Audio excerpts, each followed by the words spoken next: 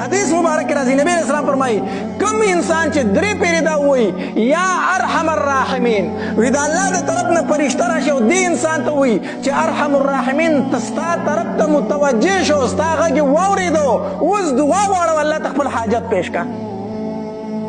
دا اسم اعظم دی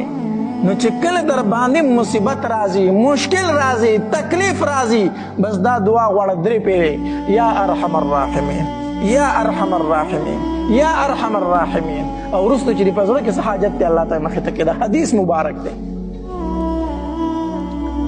نو هر مشکل چې در باندې راځي هر مصیبت در باندې راځي د شریعت طریقه دا ده چې مونځ وکړه 2 رکعاته څه وکړه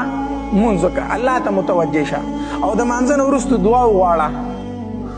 د الله نه دعا وغواړه یا ارحم الراحمین یا ارحم الراحمین یا ارحم الراحمین بیا الله تبارک وتعالی د خپل حاجت مخې ته کوه ان شاء الله الله تبارک وتعالی به درله دا حاجت څه کوي